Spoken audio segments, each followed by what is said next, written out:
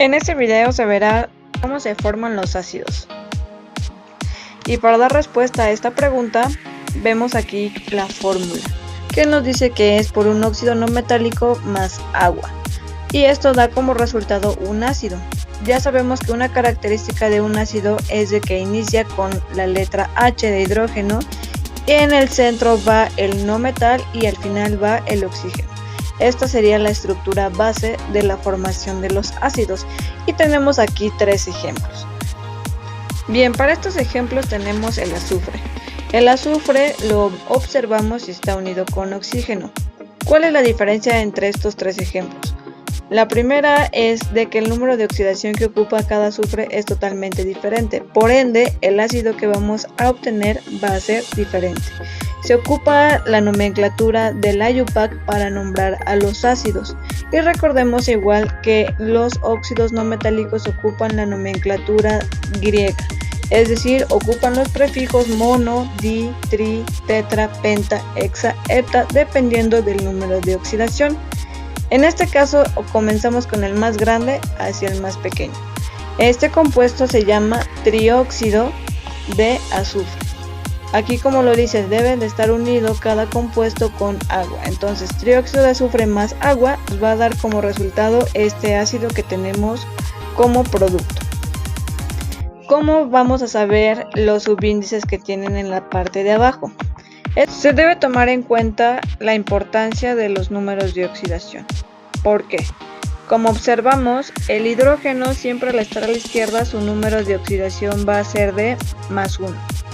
El oxígeno, recordando las reglas del número de oxidación, su número va a ser de -2. Y en el caso del azufre, ¿cómo colocamos este 6 acá? Porque es exactamente el mismo número de oxidación que tenemos en reactivos va a pasar en productos. Es decir, en este tipo de reacciones para la formación de ácidos no hay un cambio en los números de oxidación. Y bien, una vez que se entendió de dónde salen los números de oxidación, viene la parte de colocar los subíndices. ¿Cómo es que se van a colocar? Ya tenemos el +1, +6, -2. En este caso recordemos anteriormente que las reglas de los números de oxidación nos dice que la suma de estos debe de ser igual a 0. Ok, +1 +6 me da prácticamente +7. Es un número impar. Al ser un número impar, este 1 que tengo aquí lo debo de multiplicar por un número par para que al sumarse el resultado sea par y se pueda obviamente igualar a 0. Entonces es por ello que se coloca en la parte de abajo el número 2.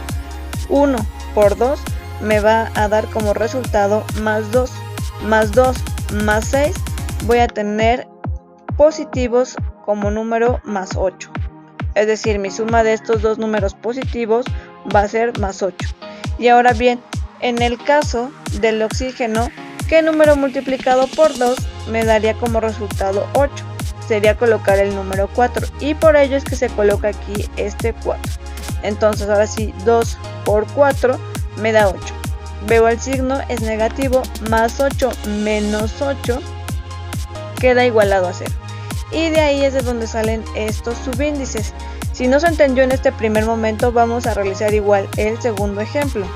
El segundo ejemplo nos dice que tenemos el número de oxidación +4. Como ya vimos anteriormente, este número pasa tal cual en el producto. Entonces, en el número de oxidación del hidrógeno son de +1 en reactivos, +1 en productos. En el caso del oxígeno es de -2 en reactivos, -2 en productos. Conocer por qué salen estos subíndices.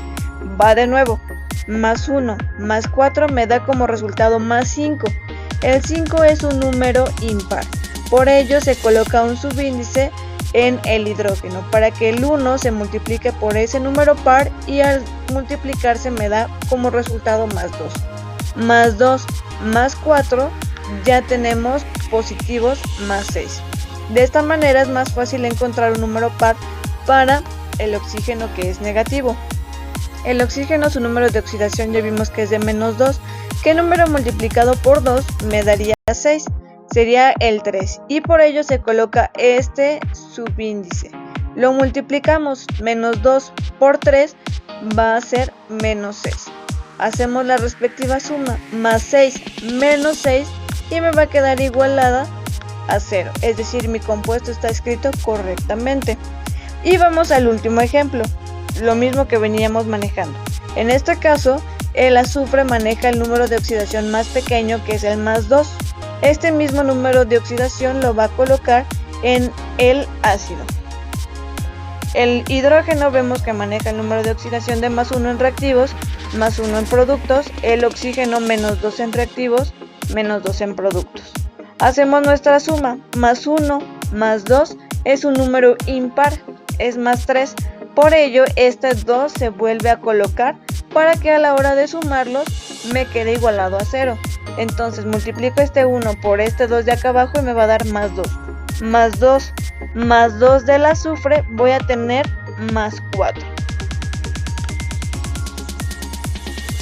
Voy al oxígeno y en el oxígeno me dice que tiene su número de oxidación de menos 2, que número multiplicado por 2 me da 4, el 2, y de ahí sale el segundo subíndice. Entonces multiplicamos y hacemos nuestra resta. Menos 2 por 2 me da menos 4, más 4 menos 4 es igual a 0, y con esto compruebo que está escrito correctamente.